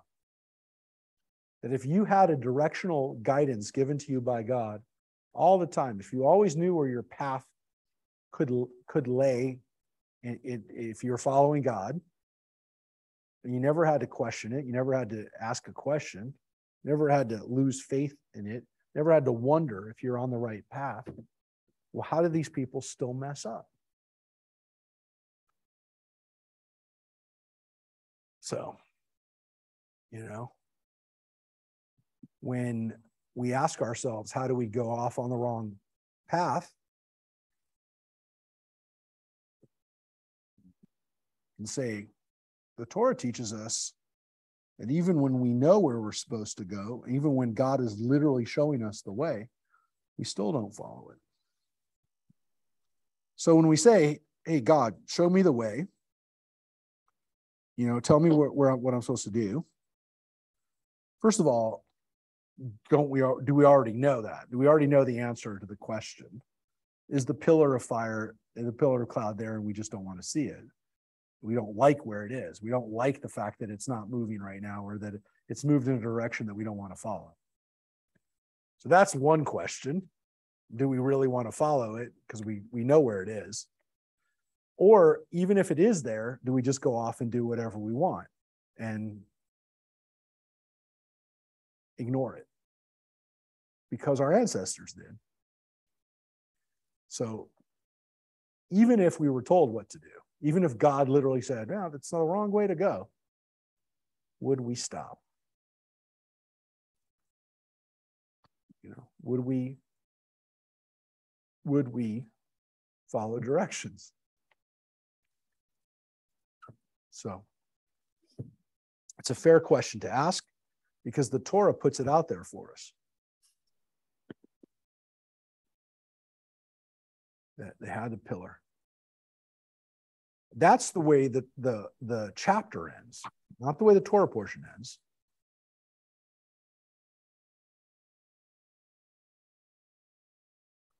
Because here now it says, God said to Moses, Adonai said to Moses, tell the Israelites to turn back and encamp for Pi Hahirot, between Migdol and the sea. Before Baal Zephon, you shall encamp facing it by the sea. Pharaoh will say of the Israelites, they are astray in the land, the wilderness has closed in on them. And then I will stiffen Pharaoh's heart, and he will pursue them, that I may gain glory through Pharaoh and all his hosts. And the Egyptians shall know that I am Adonai. And they did so. So here we find the story, as we're going to finish tonight, with what happened at the Sea of Reeds. God is not done with the Pharaoh. He wants to harden his heart one more time. And it seems again that God is saying, this isn't for you guys anymore. This is for them. Now you have to ask yourselves, it seemed like before the Egyptians wanted to get us out. The Egyptians had given up. Like they didn't need to know anymore. They seem to have gotten it. They seem to have said, we better let these people go. Remember, the last few plagues, the Egyptians were begging the Pharaoh, let them go. They seem to already have gotten it. But it seems as though God has one more miracle that's going to be directed just at the Egyptians.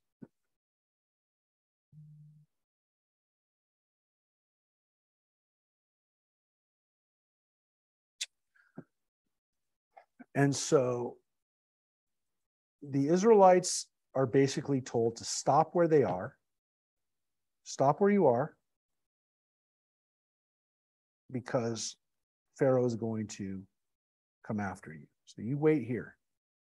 When the king of Egypt was told that the people had fled, Pharaoh and his courtiers had a change of heart about the people and said, What is this that we have done, releasing Israel from our service? Now here it says that the people also, his courtiers, it wasn't just Pharaoh, also had a change of heart. And they also are saying, as we made a mistake. Now, here it says that God did this to him. Here it seems more like they just have a change of heart. Regardless, it says here, he ordered his chariot and took his force with him. He took 600 of his picked chariots and the rest of the chariots of Egypt with officers in all of them. So 600 chariots is a huge army. It's hard to believe that Pharaoh would have had even more chariots than that, but maybe he did. Maybe he had hundreds and hundreds of chariots, but 600 chariots is a huge force.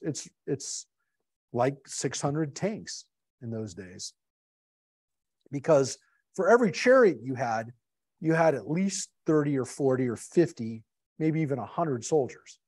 So this is a huge army that's going after the Israelites. And if it's not a huge army, and if it's only the chariots, which it doesn't seem, as we're about to see, but even if it's just chariots, that's a huge force, because it's literally saying, we're chasing after you with our tanks, which are some of our most expensive, and in those days, they were 100% their most expensive military material. This was their literally like the equivalent of now today our fifth generation planes or whatever they are. This is the top of the line, and Egyptian chariots were the top of the line in the world for hundreds more years. The Egyptians are making the best chariots and have created those. We read in the Bible last week that literally Solomon is buying chariots from the Egyptians. And think about the irony of that Solomon, the king of the Israelites, 200 years later, is buying chariots from the Egyptians, the same kinds of chariots that went after us. He's now buying from Pharaoh. A little ironic too. So Adonai stiffened the heart of Pharaoh, the king of Egypt, and he gave chase to the Israelites as the Israelites were departing defiantly. And by the way, here, it seems pretty clear that he is going out with the army. He ordered his chariot and took his force with him, which seems to imply that even if the Pharaoh was spared, remember, because he didn't die in the plagues, if he was the firstborn son, because he's supposed to be the firstborn son, supposed to be king, that he wasn't killed then. So as I said, there is a midrash that the reason that he wasn't killed yet was because God was saving this for him now. He wanted him to die in the Sea of Reeds. He wanted him to die with his army. It's a possibility. Keep it in mind. There's that possibility, and there's another possibility, what happens to Pharaoh. But here, it seems like no question he goes out with the army, right? He ordered his chariot and took his force with him. The Egyptians gave chase, and all the chariot horses of Pharaoh, his riders and his warriors, overtook them. And there it says, warriors, seems like there's also soldiers here, overtook them and camped by the sea near Pi Hahirot before Baal Zephon. As Pharaoh drew near, the Israelites caught sight of the Egyptians advancing upon them. Greatly frightened, the Israelites cried out to Adonai. And they said to Moses, "Was it for want of graves in Egypt that you brought us to die in the wilderness? What have you done to us, taking us out of Egypt? Is this not the very thing we told you in Egypt, saying, 'Let us be, and we will serve the Egyptians'? For it is better for us to serve the Egyptians than to die in the wilderness." So, if you wanted to know how long did it take the Israelites to turn on Moses, it took a couple hours. It did not take long. So for all of you who thought that it was years later or months later, weeks later, no, it was a few hours. It only took a few hours for these people who just got to see the 10th plague kill not everybody, but specifically only the firstborn. Crazy plague. God clearly is super powerful, that they've now forgotten that and don't care and still believe that this is all a setup, that it would have been better to be in Egypt.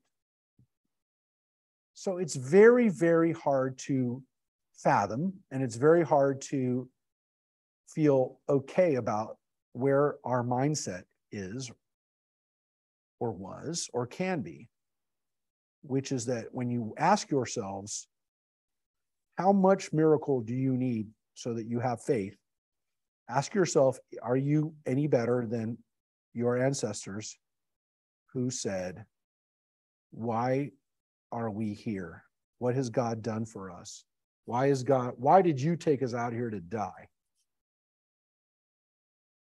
Unbelievable. Unbelievable. So what did Moses say?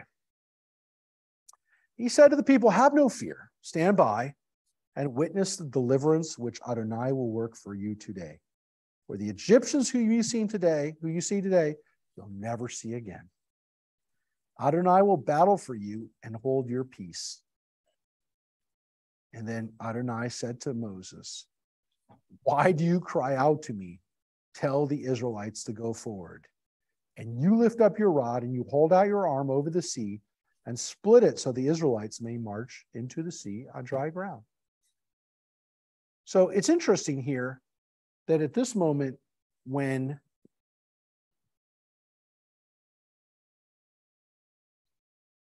Moses tells the people, just chill out, cool down, everything will be fine, that God turns to Moses and says to Moses, why are you crying out to me? Just go forward. So God seems to be thinking, hey, like this will all work out. Just don't worry about it. Right? And so he also seems to like already be saying to Moses, well, just do your job. I will stiffen the hearts of the Egyptians and they will go after him. And I will gain glory through Pharaoh and all his warriors, his chariots and his riders. Let the Egyptians know I'm Adonai when I gain glory through Pharaoh, his chariots and his riders. So God tells Moses, again, this is going to be, my PR is going to be enhanced and the Egyptians are going to look terrible.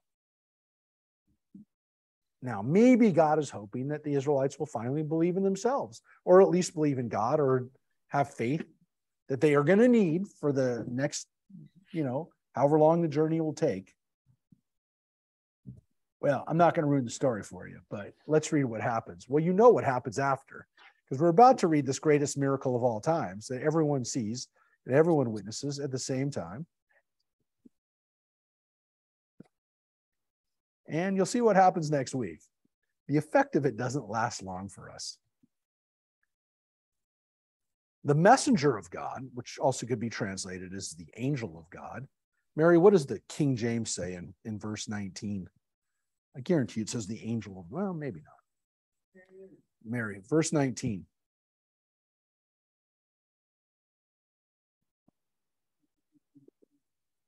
Mary might be off right now. But it says Malach Adonai, which is another way of saying, another Hebrew word could be messenger, could also be angels. They might be asleep already. And it came between the army of the Egyptians and the army of Israel. Thus there was a cloud with the darkness, and it cast a spell upon the night so that one could not come near the other all through the night. So what's interesting about this miracle is that it's not one miracle. It's not just the waters parting, but it's also this cloud that separates the armies, that separates the Israelites from the Egyptians. Another heavy fog, exactly, a cloud of darkness. So this is an anon of Choshech. So we read about a pillar of cloud, the anon, the Amud Anon, and then we have the Amud Aish, the pillar of fire. This is an anon. This is a cloud of darkness. The same word anon, which is cloud, but now it's one of Choshech. And you cannot see the it lit it up. Wow. That's okay. That was Joanne. Her bells just went off. So you can see that it's another part of the miracle. Then Moses held out his arm over the sea, and Adonai drove back the sea with a strong east wind all that night, and turned the sea into dry ground. The waters were split, and the Israelites went into the sea on dry ground, the waters forming a wall for them on their right and on their left. So, as I mentioned to you before, the east wind is here, which reminds us of the west wind and the winds that brought out the plagues of the locusts.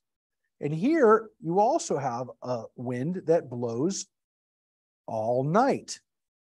So the water doesn't split in an instant like it does in the Ten Commandments movie.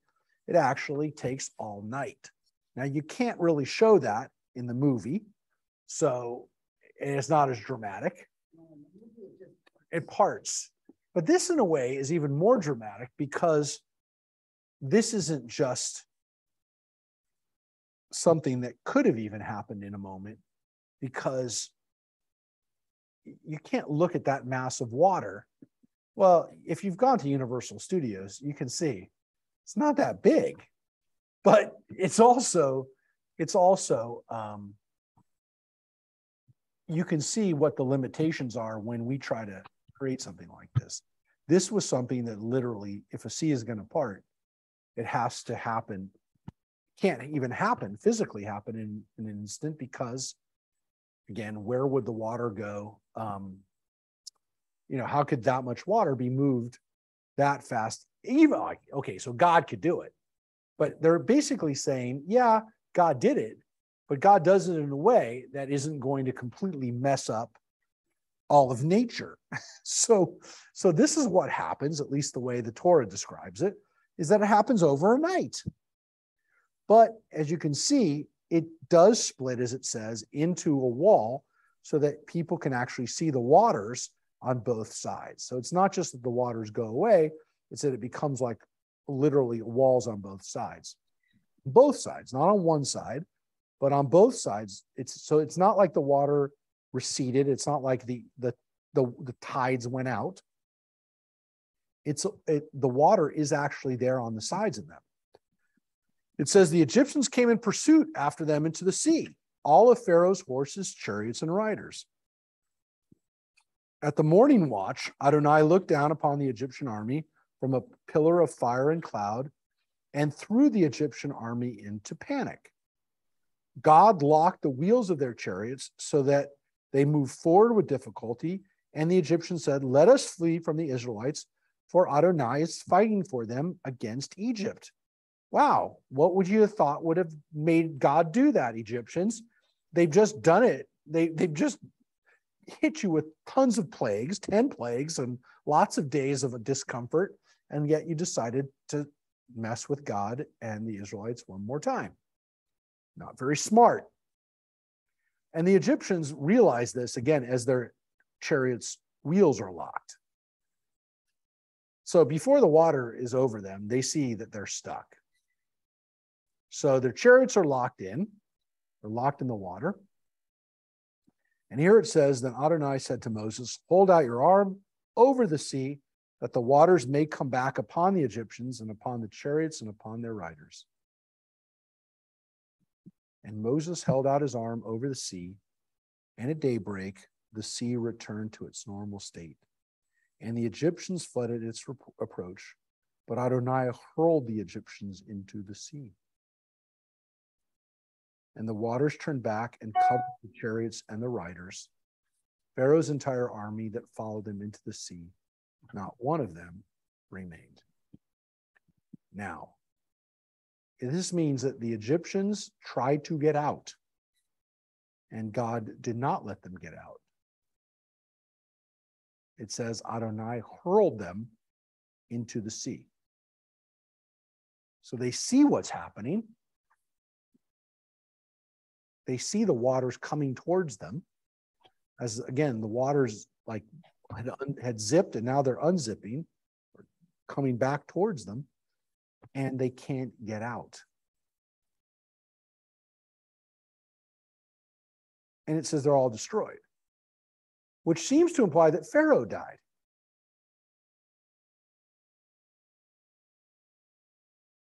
It doesn't say that, but that appears to be the case. It doesn't say what happens to Pharaoh. Right.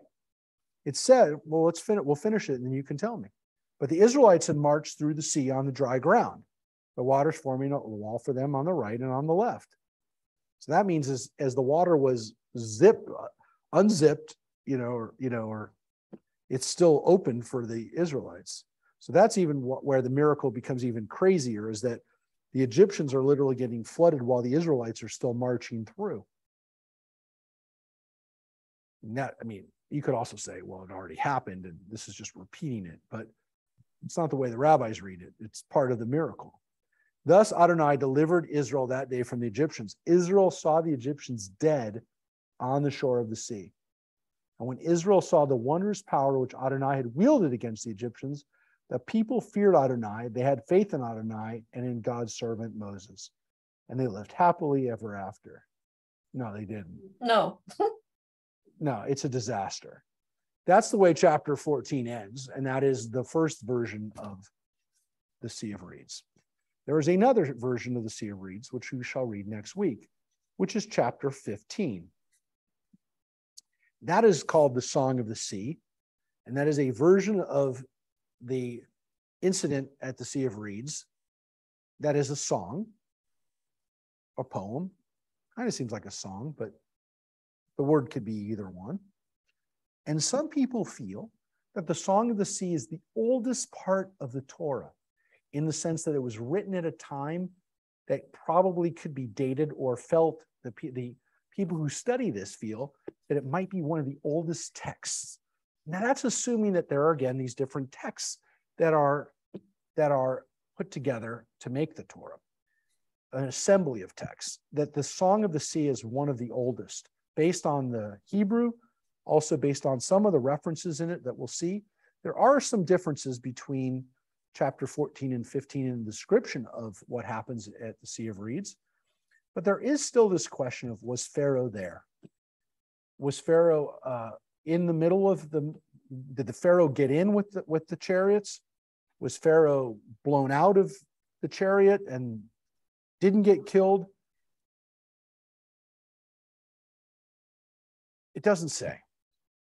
And the Midrash itself is not conclusive either. There are Midrashim that Pharaoh 100% gets washed away and dies. That's it. That's the end of it. That's where Pharaoh died. There are other Midrashim that no, there's some Midrashim that he's still underneath the water. His punishment is that he never drowns. He's trapped there for eternity underwater. That's pretty ghastly. There's another Midrash that he never dies. He's the eternal nemesis of the Jewish people, Pharaoh. But later on, that God not only spares him here, but spares him all the time to be the eternal witness of God's greatness. There's always this guy, and he's always somehow on the wrong side of things. And that's Pharaoh. That's another possibility.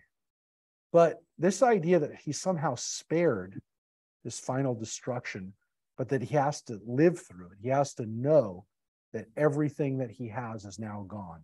He's lost his son. He's lost his army. He's lost his country. He's lost his money. That everything is gone, but that he now has to live with that, like the worst punishment of all. So on one hand, maybe he drowned, maybe he died, maybe he's eternally punished. All of these are possibilities. But the idea that somehow Pharaoh is spared in order to be the eternal witness is an interesting concept that Judaism has, which is that maybe also one of the greatest punishments for somebody is not dying, but having to live with their consequences for the rest of their life, however long that is. And so this is an interesting thing to think about, because the text doesn't give us a definitive answer. That's why I said, that's why the Midrashim, there are different takes on that. Interestingly, the movie versions of these stories have often opted for the idea that Pharaoh does not die, that he actually has to suffer with the knowledge of what he lost. And this final humiliation is what he has to now live with for the rest of his life. So at the end of the Ten Commandments, he doesn't go in. His chariot breaks down. He doesn't go in, and he watches all of his chariots get destroyed, and he winds up going back to his queen, and he never talks to her. He just the last scene of Yul Brynner is him and Nefertiti looking, both of them not at each other, but facing forward, not looking at each other as if to say, I got nothing to say to you. Because in the movie, she actually encourages him to go after Moses because of their child dying. If just to remind you of the way the Prince of Ten Commandments does it, she says to him, "How could you let him go? He killed our son."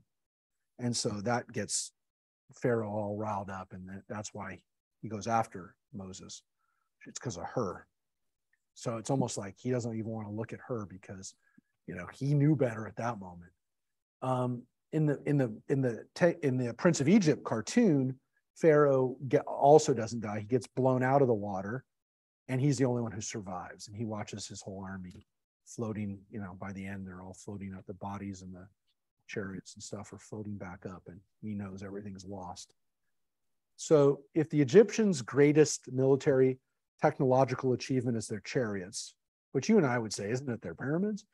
Well, the Israelites seem to functionally say it's the chariots. Why? Because it's great that the Egyptians have pyramids, but when you're an Israelite living in the land of Israel 3,000 years ago, or during the time of Solomon, or let's say a couple hundred years later during the time of King Hezekiah or whatever king, you don't care about the pyramids the Egyptians have.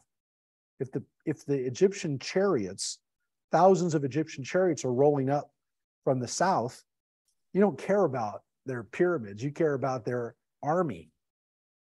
And so for hundreds and hundreds of years, all the people cared about were Egyptian chariots, and the fact that we'll buy them from them, we'll get there, we'll buy the chariots from them, but I don't ever want to see their soldiers coming up with them out of the south, because then we're dead.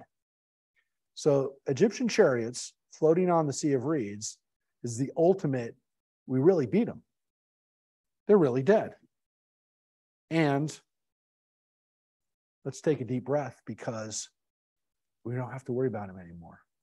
God has our back. So that might be why this last great miracle is such an important miracle in the Bible. And some people would say, again, as we read next week, chapter 15, and then chapter 16, what happens after that great miracle,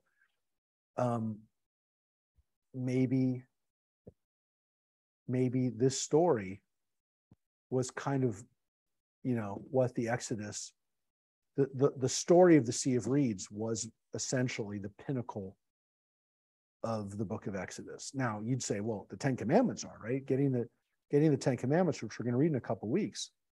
So literally 2 weeks from now, we're going to read about the Ten Commandments. Mount Sinai, that's chapter 20. This is chapter 15. It's only a few chapters away, 5 chapters away. What's interesting is that this story of the miracle of the parting of the sea, it's the Michamocha prayer. It's the prayer that we say every time we say the Shema. We kind of finish with the Michamocha prayer. In the morning and in the evening, we sing that prayer for what God did for us at the Sea of Reeds, that God redeemed us, that made us free. So we never stop thinking about it. We refer to it all the time. So this must have been, for our ancestors. There's these different versions of it. When again, we'll read chapter 15 next week. When we pray, when the rabbis decided to include these words michamocha from chapter 15 in the daily liturgy, clearly we understood always that moment of freedom was something that we would talk about forever. There's never going to be a time where we don't talk about freedom. There's never going to be a time where we don't think about what we really, as Jews, recognize to be really most important, which is human liberty, human freedom, and the fact that God will have our backs. So with that, let's go forward and know that God has your back. So thank you, everybody, for being with us tonight. And from everywhere, we had people who were with us from everywhere tonight, even parts of the country that we don't always have. Though Harvey wasn't with us tonight. He told me ahead of time that he had somewhere he had to be tonight. But anyways, thank you, everybody, for being here. Thank you, Rabbi. Thank you, Rabbi. Thank you, Rabbi. Y'all. Thank you, Rabbi. Care, everybody. Be well. Thanks. Love you, Joyce. Good night. Good night. Good night, everybody. Good Love night. you.